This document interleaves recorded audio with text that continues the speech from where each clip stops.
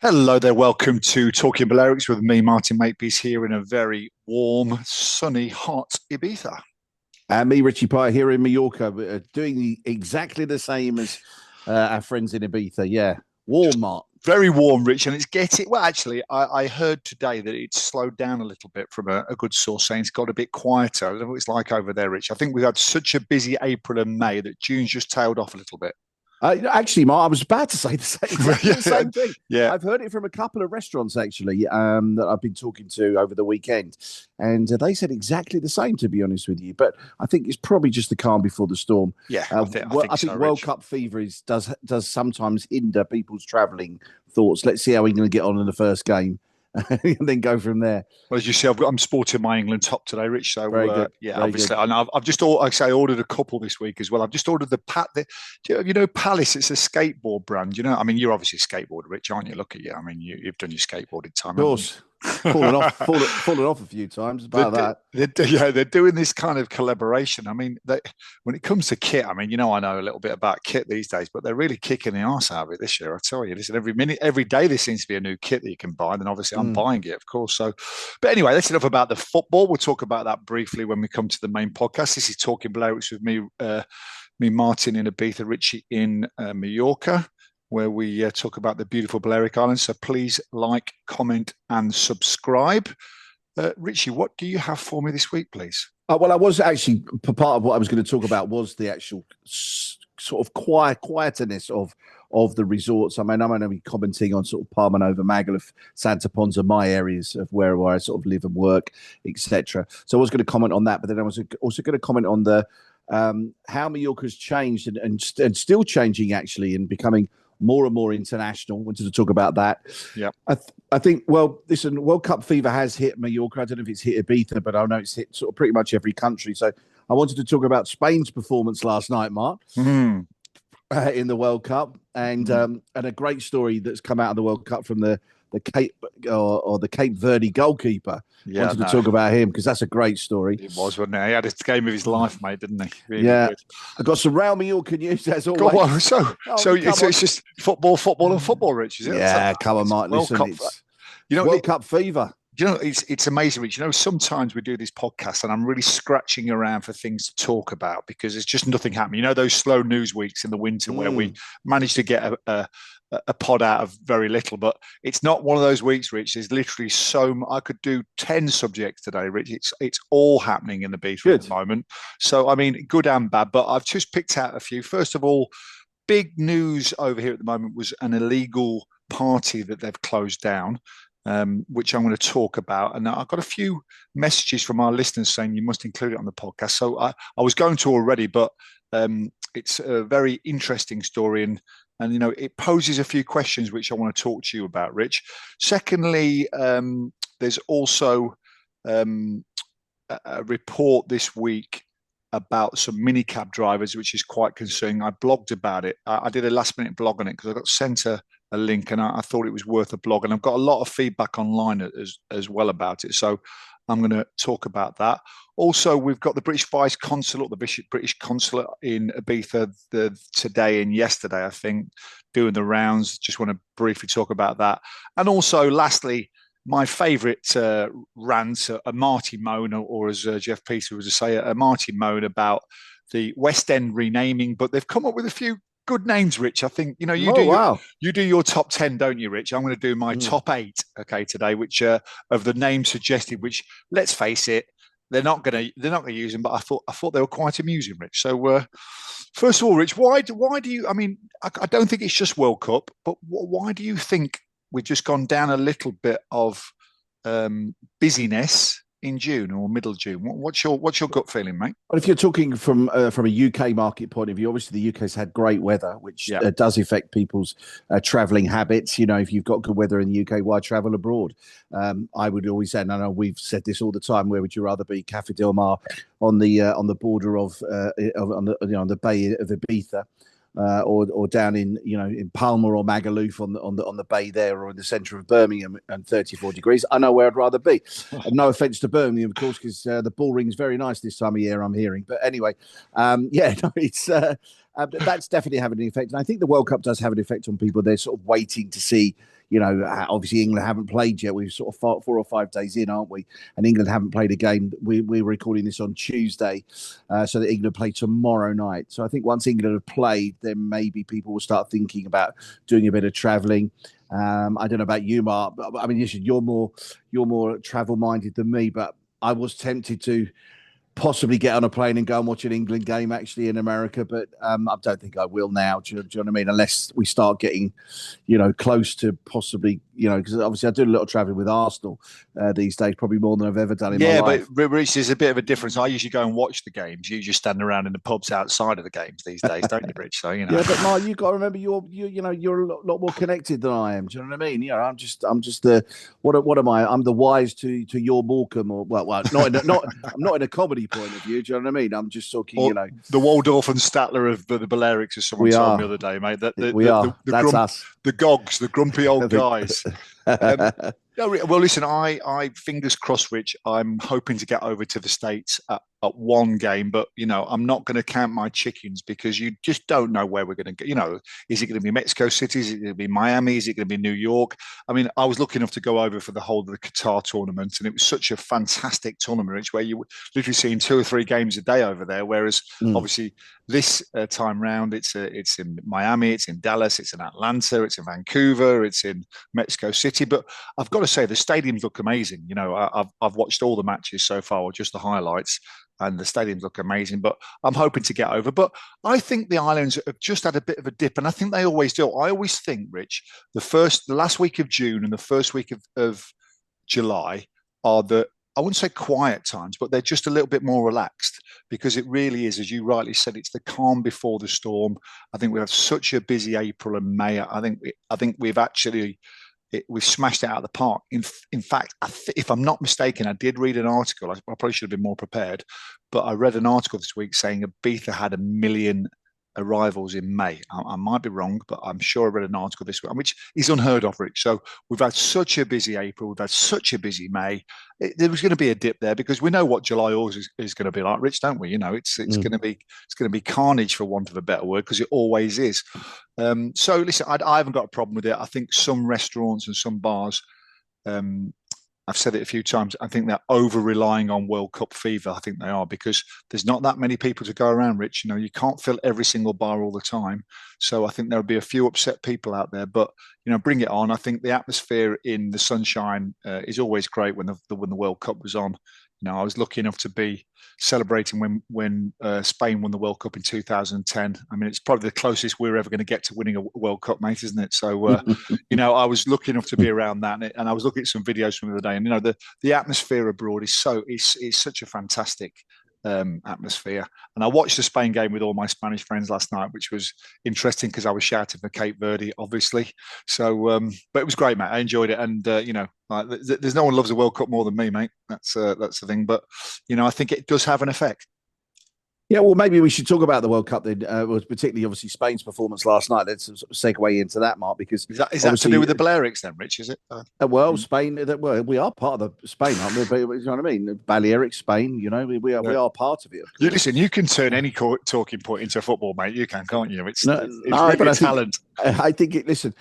Obviously, a lot of people have said about the World Cup, it's 48 teams. There's too many teams. There's too many smaller teams. There's going to be a lot of teams that get a good gubbing, as Curacao did the other day against Germany. But listen, when Curacao equalised against Germany, I was up off my sofa, it's going unbelievable, and that was great. But then you watched last night that Spain absolutely just struggled to beat a team of not part timers, because they all play a professional football, but the goalkeeper was unbelievable. 40 years of age, plays in the Portuguese second division, and had an absolute worldie.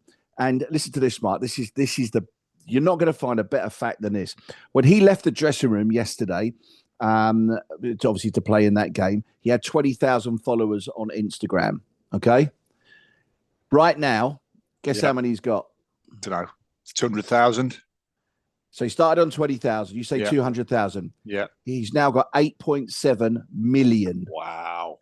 on his Instagram. He'll be making more money from Instagram than he will for football straight away, won't he? Mark, that's his life done. My son was following it last night, and my son said to me, "Dad, he started at 20,000. He's now got 2 million.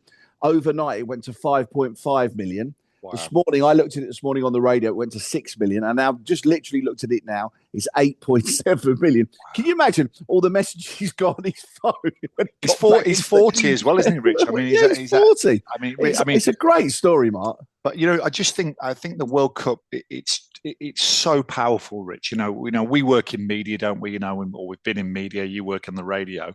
And, the World Cup just resonates across the world. It really does. It's just one of those things where I think it's been a slow start. It's been a slow start because of the 48 teams. And Spain are notorious slow starters in the tournaments, Rich. So, but they're very strong finishers. And it's not how you start, it's how you finish. So, listen, exactly. It'll be Spain, France, England, Germany, at the end, mate. So I think it's all, you might get a South American team there. But, I saw Morocco. I watched the Morocco game the other day and I thought they were fantastic as well, Rich. I thought Egypt were good. I thought Ecuador were really good, even though they lost to a last-minute goal. So I'm really up for this World Cup, and watch it in the sunshine in Ibiza.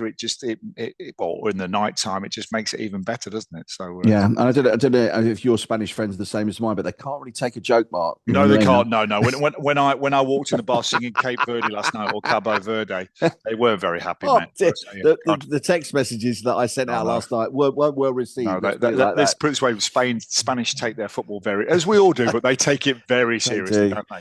They do. The thing is, where are you watching tomorrow night, Rich? Just a quick one. I'm probably going to watch it at home. Yeah, Mark. I think I am as well. Actually. To be honest with you, because I'm at the, this is two grumpy old gits now. Here we go. I'm at the stage that I don't really want beer thrown over me, obviously, if we score a goal. Do you know what I mean? I'm not at that stage anymore. Although, listen, it was great. When I was watching Arsenal in London, it was fantastic. Do you know what I mean? You want your team to do well. I'm like you, though, mate. I like to watch at home in my own little space and focus on the football. When you're watching the bar, you've got too many people shouting at you, haven't you? And exactly. If they progress and, it starts to get a bit lively, then I might go, I might venture out and watch a couple of games out in resort. Do you know what I mean? But right now, no, it's going to be at home for me. I've actually got some mates flying in today who are coming for 3 days to watch the football. So that's good, isn't it? They're coming over to here to watch. Yeah, and I think a lot of people will start doing that. You'll start getting, football tourists. That's what they are. Do you know what I mean? I do think people will suddenly, the weather only has to have 2 days of rain in the UK, and all of a sudden people are going, "Oh, hang on a minute." Do you know what I mean? I think you're right as well, Rich. The weather in the UK just matters so much, doesn't it? As soon as it's sunny over there, and it's been really great, hasn't it? And sunny, it just stops people in their tracks, especially the last minute bookings there as well. Totally. Listen, let's talk about this Villa party. Have you heard about this Villa party, Rich? I mean, it's been it's been on all the news over here, on the news channels over here, and it's unraveling. The story's unraveling. So what happened was last week, I think it was the middle of last week, about this time last week, the police were alerted to a Villa party, and entry comillas, as we say, or speech marks over here, and they went and they didn't find a Villa party, Rich. They found a full-on music festival. Now, there was 1,000 people in the countryside. Right? I mean, this is bizarre, right? There was 1,000 people there, right?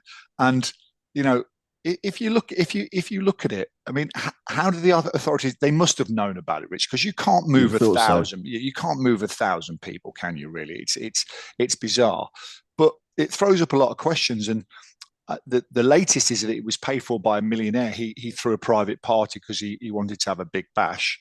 But if you look at the details, there was shuttle buses, there was ambulances there was stages. They even had a carousel there, Rich. I mean, come on.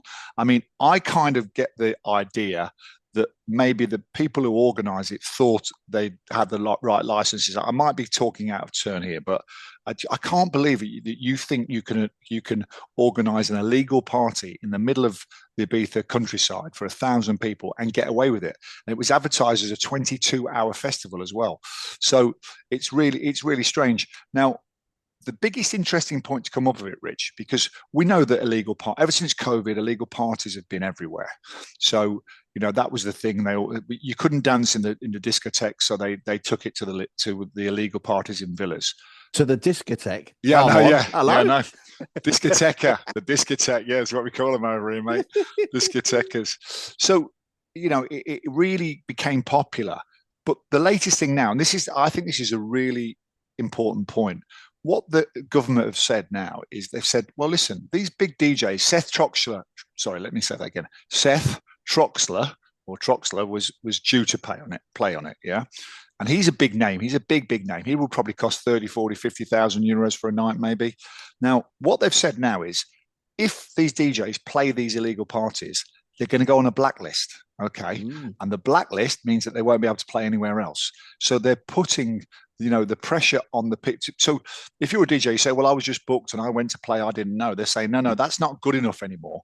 And I think this is a fantastic idea, because if you're a DJ and you get found to be playing in an illegal rave or illegal party, then you're on a blacklist and you can't then play in Ibiza for quite a while or forever. And I think it just puts the pressure onto the DJs to take an interest. I think a lot of them just, they just turn up and collect the money, put the memory stick in, and away they go. So I think it's a real novel way of looking at it. And I think Ibiza has said, listen, enough's enough.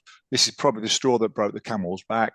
It was in rustic land. It was a villa which wasn't legal because it was advertised as legal. So it's opened up a real can of worms. And I've not seen a reaction like this for a long time. And the Ibiza government are really pushing back against it. And I think that they'll say they're going to ban DJs. If you're a DJ, your reputation is everything, isn't it? Because without your reputation, you're not playing anywhere. So at the end of the day, I think it's a great thing. And the story keeps going, Rich. And at what point was it closed, Mark? Was it at the beginning, the middle, the end? I think so. I think what happened, by looks of it, because there are videos online of the actual party. And I got to tell you, it looked quite good, Rich, to be honest. I wouldn't have minded. You get an invite. I wouldn't have been minded being in the mosh pit there, but it looked good. I mean, it looked good. But of course it was. Listen, it was professional.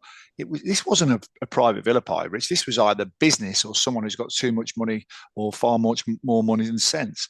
So I think it got closed down pretty early because, I mean, how do you expect to do 22 hours in the countryside on a festival? So I think there's more to come with this story, Rich. And I think whoever organised it, who might have been under the impression that they paid off the right people and they sorted the right paperwork, but they didn't. So I think I'm going to blog about it tomorrow as well. So I think it's an interesting point. It throws up a lot of questions, which I like the debate that's going on. Now, we've talked about Mallorca becoming more international, and obviously with different flights. We've had a flight in Mallorca, particularly. We've had a flight coming in from New York for about 3 or 4 years now, direct from Newark, I think it is, or JFK, one of the two. But last week, Etihad Airways launched their Abu Dhabi flight direct into Mallorca.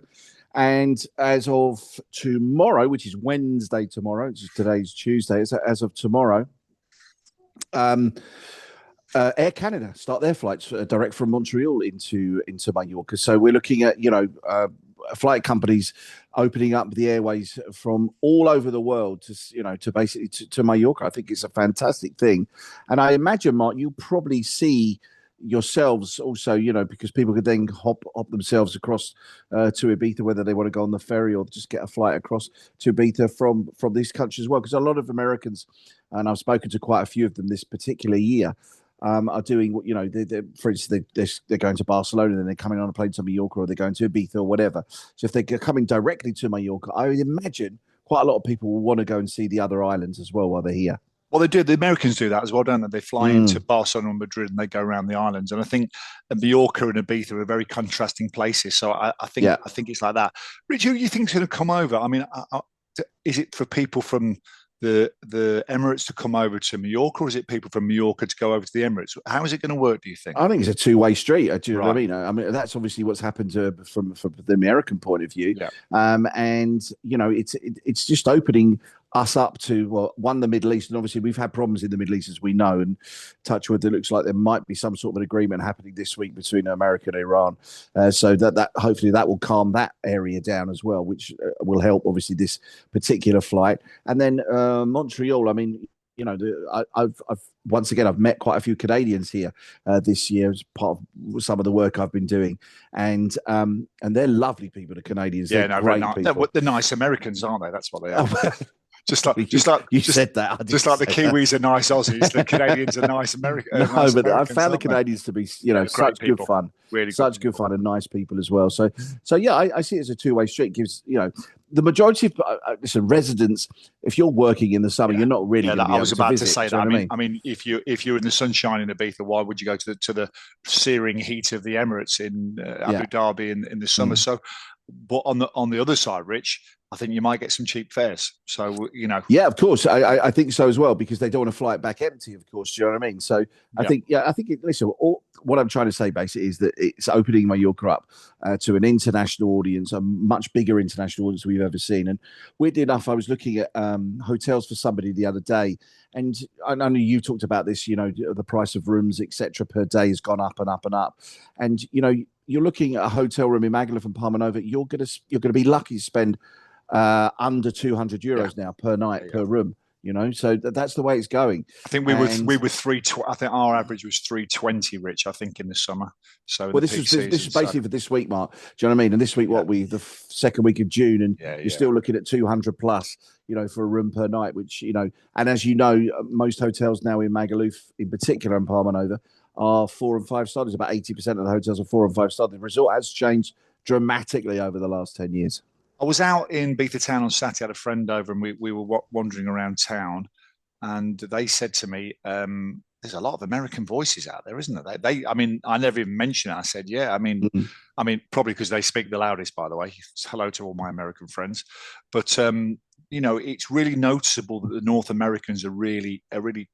I mean, and they're travellers, aren't they? North Americans, they want to see, and I think we're definitely on the route, aren't we? We're on the circuit, should I say? I think they come over for maybe 3 or 4 weeks and do a bit of Europe, and I think we're definitely on that circuit. So yeah, I mean, it's interesting, but I mean, it's funny how Mallorca is just opening up for all over the world now, though, isn't it? I mean, 10 years ago, we never had this, did we, Rich? No, definitely not. And it would have been unheard of, really. But I think you'd have got laughed at if you'd have said that, I'm bringing in a flight from America, or, on a weekly basis or a daily basis as it is now.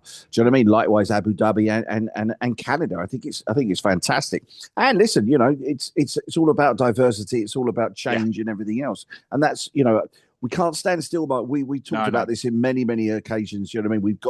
We've got to change with the world, because the world is being opened up by these airlines flying to all these different destinations. So we can't just stand still. We've got to prove that we are a number one destination for people. And we've said it countless amount of times. The Balearics is central part of Europe. So, from any European city right now, we're a 2-hour flight from most areas. Do you know what I mean? So it's going to be a popular destination. And as long as we do it right, we keep our sustainability good and everything else, then long may it continue. I think that's, I mean, especially Ibiza, I think Mallorca probably not quite as much as Ibiza, but I think, as you said, we change so often. I go to resorts, some other resorts in the world, I won't mention them, or should we say Costa Brava, Salou, Gran Canaria, and they haven't changed for years. I went to Barbados a couple of years ago, and it hasn't changed. And in many ways, it's reassuring. But if you look at Mallorca and Ibiza and the rest of the Balearic Islands, look at the change over the last 5, 10, 15. Listen, since 2010, so that's 16 years now. Ibiza's unrecognizable. And I had friends over last week who hadn't been here for 10 years. They went like, "What is this place?" It's literally the difference between night and day between between what it was. But as I said, the entrepreneur, Ibiza's got so many entrepreneurs who just change things all the time. The restaurants, the nightlife, the discotheques, as you like to call them. So they change all the time. So I think it's a strength. Sometimes it can be construed as changing too much, but I just think we change with the times, don't we? Now, a very troubling report was it was actually sent to me on Facebook. It was a police report. It wasn't actually in the paper. It subsequently went in the paper, and I've never looked at this, Rich, but we have the blue plated minivans. I'm sure you have them all over. I mean, when you worked on that, was it that Dolce & Gabbana thing you worked last year or whatever? What was it? No, well, I knew people that worked on that. I've worked on other events like that, though. I remember you telling me there's 50 black minivans with the blue plates everywhere. Now, I've got to say, since the blue plates have come in, and just give you a bit of a background for anyone listening back at home, the blue plates mean that it's a licensed vehicle for hire. Okay, which so taxis have got them, Ubers have got them, and the minivans have got them as well. So they're everywhere, Rich. They really are. The black vans are just everywhere at the moment. You see them, driving around. Again, another thing. 20 years ago, you'd never see any of them. Now they're just personal transportation. Now, what happened this week is the police did a test on the drivers, and they reported that 2 drivers had tested positive for cocaine. And I spoke to some friends of mine who are drivers, and they said there's some guys out there just working silly shifts. Cocaine is the new coffee. To keep going. Mm-hmm. It's not it's not for fun or whatever. It's just to keep them awake, keep them going. And basically, the police have described the incidents as particularly serious because the drivers were providing a public transport service while allegedly under the influence of drugs. Mm. And the authorities have stressed that driving after consuming narcotics puts all road users at risk. Yeah, and sure. And the enforcement's going to go on through the summer, and I'm all for it. And it just led me to believe I probably was a bit naive about this, Rich, but I put it online and I got a lot of feedback saying, yeah, why are you so surprised? It's been happening for years. So the police really need to clamp down, because I've got to say, Rich, that the roads at the moment, it's like wacky races out there, Rich. It really is. People are just taking their life in their own hands, which I've never understood. It's madness on the roads at the moment. I mean, not so much at this moment in time because it's a bit quieter this week, but you can just see which way it's going. Yeah, definitely. I don't know if you saw this report, Mike. It's something I mentioned in the intro, but I thought it might be interesting to quickly touch on it. With less than a year to go to the new elections, because we've got new elections coming up at the end of May next year. Yeah. That the Partido Popular, which are the sort of centre-right they're conservatives, more or less, yeah, of the country, are just 2 seats short of a majority here in the Balearics. They've done a bit of a survey. They got 25 seats in 2023? 23, yeah. Yeah, and then it's every 5 years. It's every 4 years, isn't it? So every 4 years, yeah. So 2027. They're now predicted to get 28 seats, and you need 30 seats for an overall majority. Yeah. It's the PSOE party that have lost quite a lot of the seats. They've gone from 18 down to 14. This is an opinion poll, though, Rich. Opinion poll, yeah. It is, right. yeah. How people are expected to vote next year, basically, which would mean that the PP would at the moment still have to rely on Vox, as they do right now, as in a coalition. To form the government, but obviously it depends how this year goes into next year for the PP to whether they can strike an absolute overall majority, which I think would benefit, in my opinion, the Balearics to have a government, because we've had so many coalitions over the years, and we don't seem to get anywhere with it. I mean, the tourist tax is a great example. I mean, don't start me on the Balearic government, Rich. God, it will be a Marty Moan and a Richie Ram, wasn't it? Because I mean, what a layer of bureaucracy we really don't need or want. That really is. But I mean, I'm with you. Listen, I'm a PP supporter. I ran for council with the PP in 2015, and that's where I'm very good friends with the now Mayor Marcus Serra, because we went in together. So I have to disclose that, but I think the way it's going, I mean, a week's a long time in politics, as we know, but the way it's going, I think the Balearics have got such growth at the moment, Rich. Why would you change it? Why would you change? At the end of the day, the only issue is the environmental side and the tourismophobia. We just need to nail that. But I think everyone's in agreement. We just don't know how to do it. That's all. So it's strange. It really is. What else you got, Mark? Right, so we've got the British Vice Consulate from. So she's this is a lady. I did a bit of research on her today. So it's that time of the year where the British Embassy from Madrid come over. I presume they've been there as well, Rich. I would imagine she's done all the Balearic Islands. I think her name was Sarah Conway, and she's the chief of mission from Madrid. So a seasoned diplomat. She's been round and about, but she's basically, I think she's the muscle. She's the muscle from Madrid, I think, mate. Should we call her that? The muscle from Madrid. Don't think she? Well, there goes your MBE, Mark. Well, I mean, I'm never going to get it. But by the way, when you said that, congratulations to Judge Jules, by the way, for getting his MBE. He's a friend. Yeah, he did very well. A great friend of both of ours, and a great friend of the islands. He is. He's an amazing job, and he's such a nice guy. And well, listen, if you're ever interviewing Jules, then you'll know how intelligent the guy is. Knows his facts inside out. He's a great guy and a fantastic DJ, of course. You know, and he's an Arsenal fan. I mean, blimey, what more can you have, Mark? Actually, it's a fantastic trio. That anyway, you know, there goes your MBE anyway. Listen, I've given up on that years ago as well. But no, at the end of the day, you know, she came over and basically it's quite an interesting talking point here, Rich, because what they're saying is at the end of the day, they're going to try and sort the problems out before they come over, because really they're trying to advertise. They've got QR codes now. They're trying to advertise the fact, you know, all these strange rules and regulations they're bringing in all the time, aren't they? So it's, you know, like you can't drink in the street, you can't take your top off, or, you know, it's a little bit convoluted. I don't particularly like it, Rich, because I think it just sends out negativity. I think there's better ways to communicate. But the good news is they've got the British Embassy from Madrid, and also the councils just looking at it and finding ways that they can solve problems before the problems solve, Rich. And I think that's the big thing about it. So it looked like basically they had a very good meeting. It's a guy called, there's a good English name for you, Randy Valbuena. He's our vice consulate from really Randy Valbuena. And that's an American, isn't it? Surely. I spoke to him on the phone, but I've never met him there. But you know, he's our man. At the top, represent the British people. So I'm all for it, Matt. I think that, you know, the British government and the Spanish government need to work closely just to spot trouble before it happens, and try and cut it off at the pass, so to speak, Rich, and try and preempt these problems, because unfortunately, Rich, we've had quite a few balcony deaths so far this year. Really? Yeah, no, unfortunately. Not British, by the way. There was a Colombian last week. There was a Dutch guy the week before. So, you know, I just think that, you know, anytime we put the news out there and try and preempt the problems before they happen, it is a good thing. So long may it continue. Rail Mallorca news. Go on.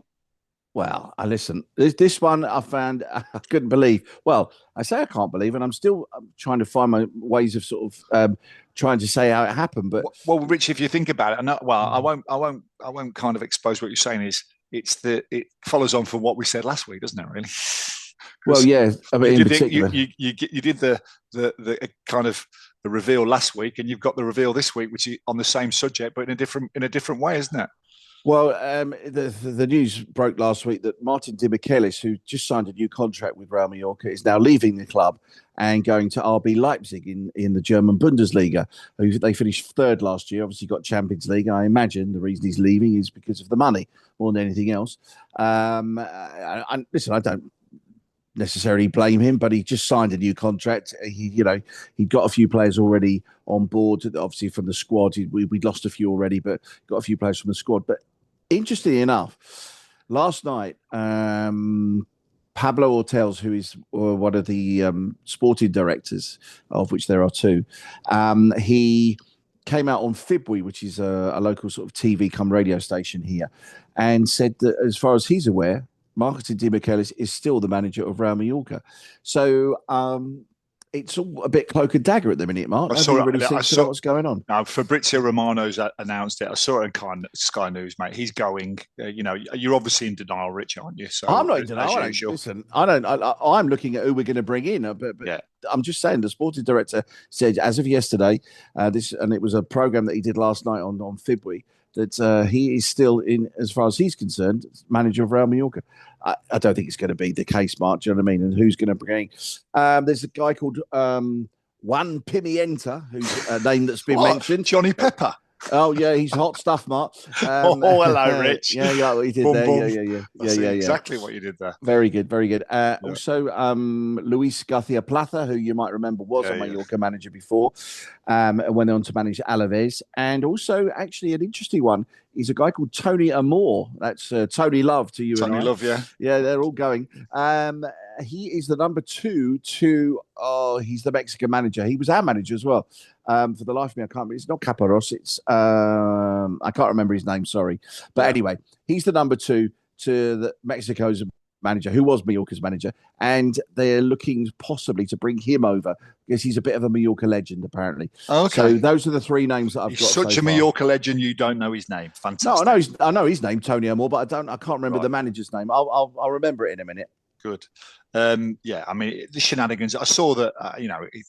The thing is, it all gets lost in the small headlines because of the World Cup, isn't it? So you probably could announce many things like Cucurella going to Madrid and McInnes going to Rangers, and no one's interested at the moment, are they? So it's a good week to bury bad news, isn't it? It is. Javier Aguirre is the Javier manager. Aguirre, yeah, of course. Yeah, he's the manager of Mexico, and his number 2, Tony Amor, is the guy that they're possibly going to look at as well. So let's see. It's a bit of interestingly enough, I was talking to somebody. The playoffs to go up from the still going on now. It's still going. I mean, I saw it. I mean, it's unbelievable. How long did they want this? It was Almeria versus Malaga. Yeah, I saw it, and I was like, hold on a minute. Surely they're losing players in the World Cup. I mean, it's such bad planning, Rich. It really is, isn't it? It's ridiculous. They played the first leg last week. It was a 0-0 draw. They played the second leg this weekend coming, and then obviously that decides who goes up. But it's taking so long. It's daft. I mean, the whole. Don't start me on the Spanish pyramid, Rich. I mean, it's ridiculous. It really is. But anyway, Rich, final story for me now. This is, you do your top tens, and we do like the Fluff Freeman thing as well. This tickled me because the renaming of the West End, which has really kind of got my hackles up as well. And your favourite rugby player is probably going to be the winner. Barry Dupont, that one. Oh, that's what we like. Good old Barry. But it was in the paper this week that there was a few unofficial suggestions that were swimming around. So I'm going to go through. Here's the top 8, which I like, actually. So in number 8, we've got Giri Bronx. Now, we all know that Giri means... Giri Bronx. That's a bit rude. Giri is obviously foreigner or tourist, and Bronx, we all know what the Bronx is as well. Mm-hmm. In number 7, we've got Mordor. Which is obviously from from Lord of the Rings. Lord of the Rings, of course, isn't it? Talking of Lord of the Rings, in 6 we've got Gomorrah. There you go. Yeah, which, I think he's Lord of the Rings as well, if I'm not mistaken. I like this one. 5, we've got Sir Hangover. Yeah, Sir Hangover, which is very funny. Number 4, we've got The Walking Dead. Okay, these are names for the West End, which have been suggested, I'm sure, by some locals. In 3, we've got the Bermuda Triangle, which I think is probably, it's not really a triangle, it's more of a road like that. In number 2, we've got Lost and Found. And in number 1, we've got the Last Orders District. None of them will win, but I just thought it tickled me that the people are suggesting that. As I say, it was like Boaty McBoatface, wasn't it? That's our version of that. So I think Barry Dupont's going to win, but I'm going to have I've ranted about it enough. I've upset all the politicians who think it's the best idea ever, and I think it's the most ridiculous thing in the world when you've got a name called the West End, which everyone knows, and you've got, and not just that, Rich, you've got to do it in Catalan. There you go. Progress, of course. And that's why they call us the grumpy old gits from Mallorca and Ibiza, Mark. Yeah, of course they do, mate. That's it. And long may it continue, Richie. Exactly. I would call it Moss Isley. There you go. Moss Isley, yeah. Right, next week, Rich, I've just had an idea, right, because an article just popped up about the solar eclipse. So I think we should do a dedicated 10-minute podcast on the solar eclipse soon. What do you reckon? Yeah, fine. So can you find an astronomer for me, please? So Patrick Moore's no longer with us. No, he's no longer with us. Or is it Brian? Brian Cox could probably do a job as well, couldn't he? But so if there's any astronomers out there, young or old, and you want to come on and do a little bit of background on the eclipse, then let us know about it, because it's people are getting very excited. 12th of August, the solar eclipse. The Balearics will be the centre of the universe. It's only going to last 1 minute, apparently, Rich. It lasts a minute. But the memories could last for years. There you go. That's a nice little soundbite to finish, isn't it? So, nice. And as you used to say in Ibiza, Mark, it was the best 60 seconds you've ever had. There you go. Said that a few times, pal, to be fair. Anyway, on that note, I think we'll leave it there, Rich. Always a pleasure. Right, mate. Always a Good pleasure, mate. You. And you, Take buddy. care. Listen, great to see you, mate. Speak to you soon. Bye, mate. See you, mate.